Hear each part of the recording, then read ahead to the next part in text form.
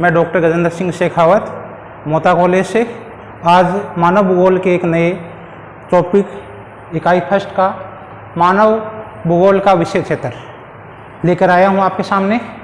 मानव भूगोल का क्षेत्र वर्तमान समय में विस्तृत होता जा रहा है। इसमें मुख्य रूप से दो तत्वों पर जोर दिया जाता है, एक प्राकृतिक तत्वों पर, प्राकृतिक वातावरण, और दूसरा सांस्कृतिक वातावरण, सांस्कृतिक वातावरण।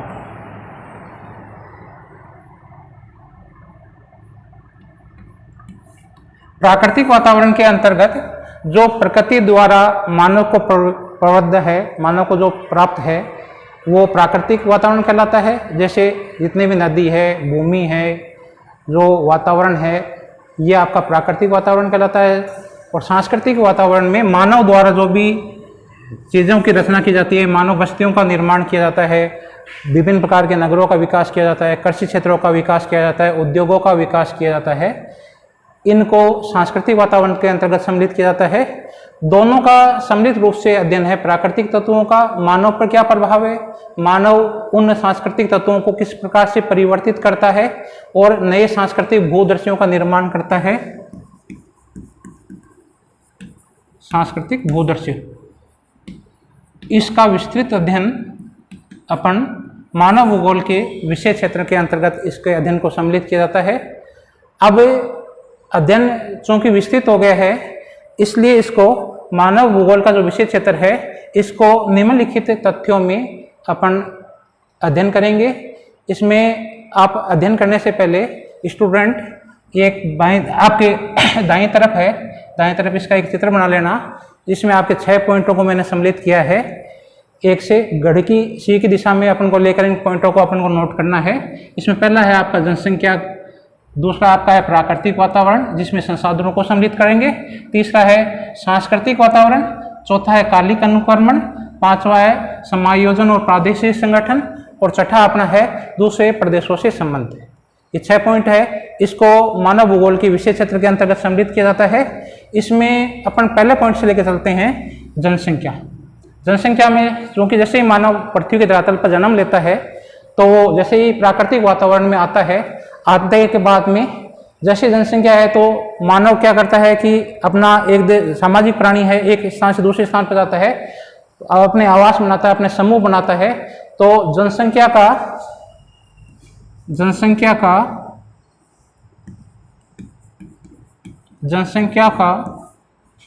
वितरण, जनसंख्या का प्रारूप, मानव बस्तियां, मानव आवास,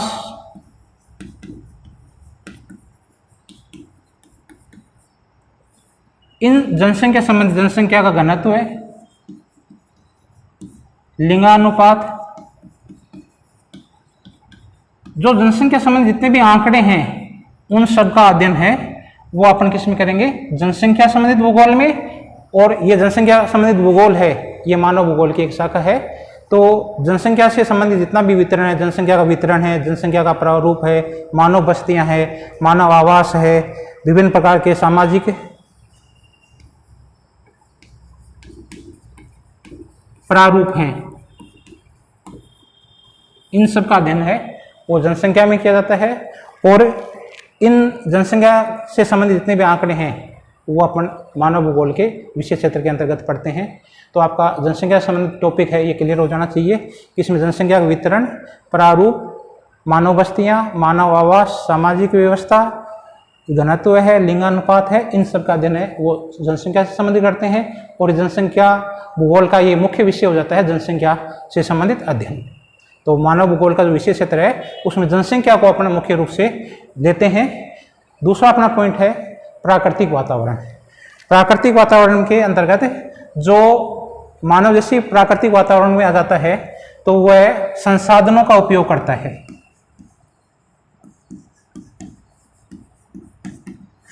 मानव जैसे ही जितने भी जो प्राकृतिक वस्तुएं हैं उनको अपने उपयोग के योग्य बनाता है तो वो संसाधन कहलाते हैं। और ये प्राकृतिक संसाधन है, इसमें मुख्य रूप से आप क्या जाएगा, भूमि, जल, कृषि, खनिज, इन सब का अध्ययन है वो मानव है अपने उपयोग के लिए करता है, अपनी आवश्यकता के लिए करता है। और ये जो प्राकृतिक रूप से जो वातावरण के साथ में जो संसाधनों का उपयोग करता है, जिसमें भूमि है, जल है, कृषि है, खनिज है, इनका क्या वितरण है, मानव के लिए किस प्रकार उपयोगी है, कहाँ कहाँ पाए जाते हैं, उत्पादन कितना होता है, इन सब संसाधनों का अध्ययन है ये मुख्य रूप से मानव भूगोल में किया जाता है। तो ये भी मानव भूगोल का एक विशेष क्षेत्र हो गया है, मुख्य क्षेत्र हो गया है कि संसाधनों का वितरण किस प्रकार से है, उत्पादन कितना होता है। जो संसाधन है उसमें भूमि है, जल है, कृषि है, खनिज है, इनका वितरण किस प्रकार से है। तो ये भी मानव भूगोल का मुख्य बिंदु है, अध्ययन करने का मुख्य बिंदु है। कौन सा, प्राकृतिक वातावरण। और प्राकृतिक वातावरण में जो संसाधन है उनका उपयोग महत्वपूर्ण आपका बिंदु बनता है, महत्वपूर्ण इसका विषय बनता है मानव भूगोल का, कि संसाधन है वो मानव के किस प्रकार से वितरित हैं, भूमि का उपयोग किस प्रकार से है, जल का उपयोग किस प्रकार से है, खनिज का उपयोग वितरण किस प्रकार से है। तीसरा अपना पॉइंट है सांस्कृतिक वातावरण। सांस्कृतिक वातावरण में मानव वातावरण के साथ, मानव वातावरण के साथ किस प्रकार से समायोजित है,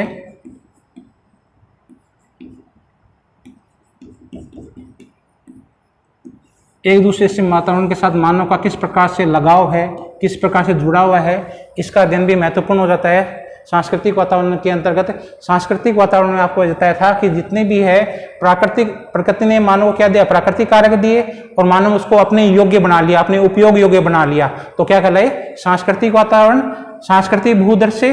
तो ये भी अपने के लिए महत्वपूर्ण हो जाते हैं कि वातावरण के अनुसार जो मानव है अपने लिए उपयोगी चीजें बनाता है, जो अपने काम की चीजें बनाता है, वो सांस्कृतिक भूदृश्य कहलाते हैं। इन सांस्कृतिक भूदृश्य का अध्ययन भी किसमें किया जाएगा, मानव भूगोल के विशेष क्षेत्र के अंतर्गत किया जाता है। इसमें वो मानव है वो पर्यावरण के साथ में 3 प्रकार के संबंध स्थापित करता है, एक अनुकूलन, एक परिवर्तन और एक समायोजन। मनुष्य क्या है, अपने आप को वातावरण के अनुसार ढाल लेता है, जैसा वातावरण है वैसे अपने आप को ढाल लेता है। जैसे गर्मी पड़ रही है तो जहाँ गर्मी अधिक पड़ती है वहाँ लोग वस्त्र कम पहनते हैं, जैसे पिग्मी लोग हैं भूमध्य रेखा क्षेत्र में निवास करते हैं, तो वहाँ की जलवायु क्या है, उष्ण कटिबंधीय जलवायु है, वहाँ पर आर्द्र जलवायु रहती है, उष्ण रहती है, इसलिए वहाँ लोग कम जिस वैसे ही अपन उनके क्या है संस्कृति का निर्माण कर लेते हैं, वहाँ पर कम वस्त्र पहनते हैं। इसी प्रकार से जो एस्किमो लोग हैं वहाँ पर क्या सर्दी अधिक पड़ती है, तो वो क्या करते हैं कि बाल युक्त समूर युक्त खाल के वस्त्र पहनते हैं। तो जहाँ जैसे लोग रहते हैं वहाँ वैसे ही संस्कृति का निर्माण हो जाता है, सांस्कृतिक वातावरण का निर्माण हो जाता है, पर्यावरण के अनुसार अपने आप को ढालता है, ये अनुकूलन कहलाता है। वातावरण में ऐसा नहीं कि मानव पर्यावरण से होने वाली सब बातों को क्या है कि पर्यावरण के अनुसार ही ढालता है। मनुष्य क्या करता है, अपनी बुद्धि ज्ञान तकनीकी कौशल से इस वातावरण में बहुत सारा परिवर्तन करता है। इस परिवर्तन या रूपांतरण की क्रिया को कहा जाता है परिवर्तन। इसमें जैसे आप लोगों ने देखा होगा कि थोड़े दिन पहले क्या है कि कुछ वर्ष पहले राजस्थान का जो पश्चिमी भाग था वो पूरा डेजर्ट था, मरुस्थली था, लेकिन मानव इंदिरा गांधी नहर का विकास करके वहाँ पर क्या बना लिया कि कृषि योग्य बना लिया। आज क्या है कि राजस्थान का जो पश्चिमी क्षेत्र है, गंगानगर है, हनुमानगढ़ क्षेत्र है, वो राजस्थान का अनका कोटा कहलाता है। इसी प्रकार मनुष्य ने ज्ञान और तकनीकी से जो सीढ़ीनुमा खेत बनाकर क्या किया है कि वहां पर अन्न का उत्पादन कर लिया है। साइबेरिया क्षेत्र है, वो पूरा साइबेरिया क्षेत्र बर्फ से ढका रहता है, लेकिन मानव ने ऐसे तकनीकी बीजों का प्रयोग कर लिया है कि वहां कुछ समय में अपना अनाज पैदा कर सकते हैं। तो क्या किया, इस वातावरण में परिवर्तन किया। इन दोनों का मिला हुआ रूप ही क्या कहलाता है, समायोजन। तो ये जितने भी अनुकूलन है, परिवर्तन है, ये सांस्कृतिक भूदृश्य हैं, इनका अध्ययन हम किसी में करते हैं, सामाजिक वातावरण के अंतर्गत करते हैं। चौथा पॉइंट आपने कहा है काल अनुक्रमण। काल अनुक्रमण में क्या करते हैं कि समय के अनुसार, चौथा अपना पॉइंट है कालिक अनुक्रमण। कालिक अनुक्रमण में क्या है, समय के अनुसार समय का प्रभाव रहता है, समय का प्रभाव। समय के अनुसार मानव क्या करता है इस सामाजिक भूगोल में परिवर्तन आता रहता है, समय के अनुसार अपने आप को बदलता है। जो काल के अनुसार जितना भी परिवर्तन हुआ है वो क्या कहलाता है, कालिक अनुक्रमण। मनुष्य क्या है, जन्म लेता है, जनसंख्या पहले कम होती है किसी नगर की, फिर बढ़ जाती है। समय के अनुसार क्या परिवर्तन हुआ, समय के अनुसार क्या बदलाव हुआ, ये किस में पढ़ते हैं अपन, मानव भूगोल के जो है मुख्य शाखा उसमें पढ़ेंगे कि भाई क्या परिवर्तन हुआ, क्या अपन का पहले वातावरण में क्या था कि मनुष्य और वातावरण के बीच मैत्रीपूर्ण संबंध थे, और लेकिन वर्तमान में क्या है, अंधाधुंध उपयोग करने के बाद में जो पर्यावरण को नुकसान पहुंचा रहे हैं, तो समय के अनुसार क्या हो रहा है, परिवर्तन हो रहा है। तो मानव भूगोल का मुख्य विषय क्या हो गया है कि समय के अनुसार क्या परिवर्तन हुआ, क्या प्रभाव पड़ा समय का, यह कहलाता है कालिक अनुक्रमण। 5वां पॉइंट अपन का है समायोजन और प्रादेशिक संगठन। समायोजन और प्रादेशिक संगठन में है कि मानवीय क्रियाएं, मानवीय दशाएं किसी क्षेत्र में किस प्रकार से वितरित हैं, इसका वितरण किस प्रकार से है। किसी भूगोलवेत्ता का मात्र यही एक उद्देश्य नहीं होता है कि मानवीय दशाएं या मानवीय जो क्रियाएं हैं उस क्षेत्र में क्यों वितरित है, इसके साथ साथ में वहां पर मानव भूगोल में या मानव भूगोलवेत्ताओं का यह भी कार्य है कि वहां पर वो दशाएं किस प्रकार से हुई, इसका भौगोलिक वितरण प्रस्तुत करना ही क्या काम है, भूगोलवेत्ता का काम है। किसी क्षेत्र जैसे गेहूं है, गेहूं का वितरण है, यही बताना नहीं है गेहूं का उत्पादन वहां क्यों हो रहा है, लोहा इस्पात का कारखाना उस क्षेत्र में क्यों विकसित हो गया है, इसका भी अपन को भौगोलिक उत्तर देना, समय के साथ भौगोलिक उत्तर देना, ये भी मानव दशाओं को व्यक्त करता है। और ये वातावरण में समायोजन और प्रादेशिक, अलग अलग प्रदेश में अलग अलग प्रकार की कृषि क्यों विकसित हुई है, इसका भौगोलिक उत्तर देना ही क्या कहलाता है, प्रादेशिक संगठन। और ये मानव भूगोल का मुख्य उद्देश्य है कि भूगोलवेत्ता का कि कोई क्षेत्र में मानवीय क्रियाएं क्यों वितरित हैं, कैसे वितरित है, वहीं क्यों है, क्यों का जो भौगोलिक उत्तर देना, क्यों का भौगोलिक उत्तर देना ही क्या कहलाता है, मानवीय समायोजन और प्रादेशिक संगठन। लास्ट पॉइंट आपका 6 नंबर है दूसरे प्रदेशों से संबंध। दूसरे प्रदेशों से संबंध का मतलब है मानव एक क्या है, सामाजिक प्राणी है, सामाजिक प्राणी है। वो एक स्थान पर नहीं रह सकता है, एक स्थान से दूसरे स्थान पर जाता रहता है, समूह बनाता रहता है। अब एक प्रदेश से दूसरे प्रदेश से मानव किस प्रकार से संबंध रखता है, सामाजिक, आर्थिक, राजनीतिक। एक देश से दूसरे देश के बीच में संबंध रखने पड़ते हैं, आर्थिक संबंध बनाए रखने पड़ते हैं, राजनीतिक संबंध होते हैं, सामाजिक संबंध होते हैं। एक समाज से दूसरे समाज में, एक प्रदेश से दूसरे प्रदेश में, एक स्थान से दूसरे प्रदेश में आर्थिक, सामाजिक, राजनीतिक संबंध होते हैं। इन संबंधों का एक प्रदेश से दूसरे प्रदेश में किस प्रकार के संबंध है, उसको कहा जाता है अपन का एक प्रदेश से दूसरे प्रदेश किस प्रकार से संबंध है। ये आपका कहलाएगा सामाजिक, आर्थिक संबंध। इसी जो मानव भूगोल का विषय क्षेत्र है, ये जो 6 पॉइंट लिए गए हैं, इनका एक संक्षिप्त अपन डायग्राम और बना लेते हैं, जिसमें अपने 3 बिंदु लिए हैं, प्राकृतिक वातावरण, मानव, सांस्कृतिक वातावरण। प्राकृतिक मानव है, मानव को क्या मिला, तो प्राकृतिक वातावरण मिला, आपको सबसे पहले बताया था।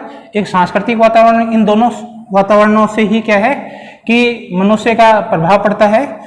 प्राकृतिक वातावरण से प्रभावित होकर अनुकूलित परिवर्तन करता है, और परिवर्तन करके क्या बनाता है, समाज सांस्कृतिक वातावरण का निर्माण करता है। कालिक अनुक्रमण में समय के अनुसार परिवर्तन होता रहता है और वातावरण के साथ समायोजन होता रहता है। कोई भी मनुष्य है वो वहां के सामाजिक, सांस्कृतिक, आर्थिक वातावरण से प्रभावित होता है, खुद प्रभावित होता है इन वातावरण से, और इस वातावरण में भी क्या है, परिवर्तन लाता है, खुद अनुकूलन करता है और इस वातावरण में भी परिवर्तन लाता है। जब परिवर्तन लाता है तो इसको सांस्कृतिक वातावरण कहते हैं, और जब अनुकूलन और परिवर्तन करता है तो इसको कहा जाता है वातावरण समायोजन। तो प्राकृतिक वातावरण और सांस्कृतिक वातावरण है, इनसे मानव संबंधित हैं, इसमें समय के अनुसार परिवर्तन होता रहता है, बदलता रहता है, कालक्रम के अनुसार इसको कालिक अनुक्रमण कहा जाता है। और मनुष्य जब वातावरण के साथ प्राकृतिक वातावरण में जलवायु है, मिट्टी है, वातावरण है, वहाँ की वन है, लकड़ी प्राप्त करता है, ये सब वातावरण से जो प्राप्त करता है और इसमें जो परिवर्तन करता है उसको सांस्कृतिक भूदर्शियों का निर्माण करता है, सांस्कृतिक वातावरण का निर्माण करता है। तो अनुकूलन परिवर्तन इस क्रिया को कहा जाता है वातावरण समायोजन की क्रिया। अब इसमें समय के अनुसार मनुष्य क्या है कि इसमें परिवर्तन आता रहता है समय के अनुसार। पहले मानव के साथ क्या है कि वातावरण के मैत्रीपूर्ण संबंध थे, जितना उत्पादन करते थे उससे पर्यावरण को वापस मिल जाता था। लेकिन क्या हुआ कि कृषि और औद्योगिक क्रांति आने के बाद में मानव ने क्या कर लिया कि जो संसाधन है उनका अंधाधुंध उपयोग करने लगे, और अंधाधुंध उपयोग करने के कारण से आज क्या ऐसी स्थिति उत्पन्न हो गई है कि वर्तमान में जो पर्यावरण प्रदूषण है, विभिन्न प्रकार के जो भी अन्य परिवर्तन आ रहे हैं वातावरण में, वो सब किसके कारण से है? मानव के वातावरण के कारण से होता है। तो ये मानव भूगोल के विषय क्षेत्र को विभिन्न भूगोलवेताओं ने अपने अनुसार बांटा है। कंपटीशन के लिए ये आपके इंपॉर्टेंट बन जाता है यहाँ पर कि इसमें डायरेक्ट प्रश्न पूछते हैं कि ब्लास के अनुसार मानव भूगोल को कितने क्षेत्र में बांटा है, एटिंगटन के अनुसार मानव भूगोल को कितने क्षेत्र में बांटा है। डायरेक्ट प्रश्न पूछे जाते हैं आपसे। तो ब्लास का याद रखना आपको। ब्लास कौन था? विडाल डी ब्लास, जिसने मानव भूगोल की प्रकृति के बारे में बताया था। किसके जनक है ये? संभववाद के जनक है। संभववाद के जनक है, फ्रांसीसी भूगोलवेता है। इन्होंने मानव भूगोल के विषय क्षेत्र को 4 भागों में बांटा है। 4 भाग कौन कौन से हैं? जो आपको ये 6 पॉइंट लिखाए हैं, इन 6 पॉइंटों में से ही इनके ये सब पॉइंट बनते हैं। पहला जनसंख्या का, आपको बताया था जनसंख्या का। जनसंख्या में क्या पढ़ा जाता है? मानव का जो बस्तियों का प्रतिरूप किस प्रकार से है, मानव जनसंख्या कितनी है, जनसंख्या का वितरण किस प्रकार से है, जनसंख्या में आपके कौन कौन से लिंगानुपात है, कितने आपका उसका घनत्व है। इन सब जनसंख्या से संबंधित जितने भी टॉपिकों का अध्ययन किया जाता है वो किस में किया जाएगा? मानव भूगोल में किया जाएगा। तो महत्वपूर्ण शाखा है मानव भूगोल की जनसंख्या के बारे में अध्ययन करना। विशेष क्षेत्र में इंपॉर्टेंट क्या चीज होगी? जनसंख्या। इसी प्रकार सांस्कृतिक तत्व है। सांस्कृतिक तत्व में भवन का निर्माण करना, भवन में कौन कौन सी सामग्री का आवास अधिवास किस प्रकार से है, सांस्कृतिक भूदर्शियों का निर्माण किस प्रकार से किया जाता है। कौन सा हो गया? 3 नंबर पॉइंट, सांस्कृतिक वातावरण। ये आपका क्या है? सांस्कृतिक तत्व है। परिवहन के कौन कौन से साधन काम में लेता है? यातायात के कौन से साधन का जाल बसा हुआ है? रेल साधन का प्रयोग करता है। परिवहन के कौन कौन से साधन है? परिवहन के प्रकार कौन कौन से हैं? यातायात में वायु मार्ग का प्रयोग करते हैं। अंतर्राष्ट्रीय हवाई अड्डे कहाँ कहाँ है? अंतर्राष्ट्रीय मार्ग कौन कौन से हैं? जल परिवहन कौन कौन से हैं? कौन से साधनों का उपयोग करता है? कौन सा सस्ता रहता है साधन, कौन सा महंगा पड़ेगा? जैसे पर्वतीय क्षेत्र है तो वहां पर क्या है? यातायात के सड़क परिवहन कम आपका उपयोग में लिया जाता है। और इसी प्रकार से सबसे सस्ता साधन पड़ता है वो जल परिवहन पड़ता है। एक देश से दूसरे देश में सामान अधिक मात्रा में सामान ले जाता है, तो परिवहन के कौन कौन से साधन है इसके बारे में अध्ययन किया जाता है। और चौथा इंपॉर्टेंट पॉइंट है इसमें है मानव प्रजातियां और अधिवास।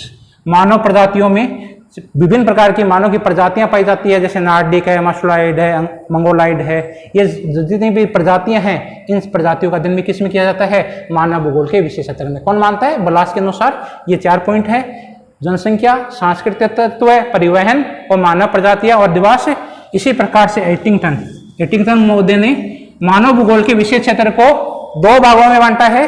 पहला आपका है भौतिक दशाएं में कौन सी? जो फिजिकल कंडीशन है, जो फिजिकल कंडीशन कौन सी है कि तापमान है, वायुदाब है, जो वातावरण ने अपन को दी है, जितना भी तापमान है, आपका बरसात कितनी है, आपका वायुराशि कितनी प्रकार की है, ये सब जो पर्यावरण ने दी है ये भौतिक दशाएं कहलाती है। और इन भौतिक दशाओं में मानव किस प्रकार का व्यवहार करता है ये अभिव्यंजना कहलाता है। किस प्रकार का रिस्पॉन्स देता है मानव, किस प्रकार से अपने आप को बदलता है, किस प्रकार से उसमें परिवर्तन करता है, ये सब कहलाता है मानवीय अभिव्यंजनाएं या मानवीय रिस्पॉन्स।